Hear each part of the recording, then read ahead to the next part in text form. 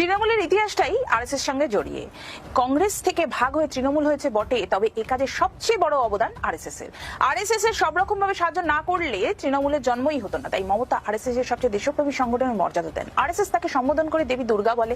বাজপেয়ী সরকারে তিনি মন্ত্রী ছিলেন, একাধিকবার আরএসএস এর বিজেপির সঙ্গে জোট করে ভোট লড়েছিলেন। সিঙ্গুর নন্দীগ্রাম আন্দোলনে মমতার সঙ্গী ছিলেন বিজেপি। অতএব বিজেপির সঙ্গে অন্তরঙ্গ সম্পর্ক থাকবে, এটাই স্বাভাবিক। সম্পর্ক আছে, এত চুরি দুর্নীতির পর দিব্যি জেলের বাইরে থেকে যাচ্ছে। বিনিময় রাজ্যে আরএসএস কে ব্ল্যাঙ্ক চেক দিয়ে রেখেছে। এ রাজ্যে আরএসএস বিজেপির শত্রু, তৃণমূল নয়, বামপন্থীরা। তাই বামপন্থীদের ক্ষমতাচ্যুত করতে এবং ক্ষমতা থেকে দূরে রাখতে তারা তৃণমূলকে কাজে লাগায়। বাংলায় বিজেপির প্রধান লক্ষ্য ক্ষমতা দখলের থেকেও বামফ্রন্টকে ক্ষমতাহীন রাখা।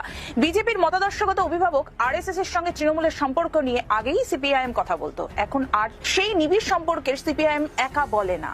কার্যত সব মহল থেকে দুপক্ষের মধ্যে অলিখিত বোঝাপড়া এবং একে অন্যের পরিপূরক হিসেবে কাজ করার কথা উঠেছে। সর্বোপরি খোদ বিজেপির নেতারাই কোন রকম রাগ ডাক না রেখে তৃণমূলের সঙ্গে তাদের সম্পর্কের কথা, যা বাজারে সেটিং হিসাবে পরিচিত, প্রকাশ্যে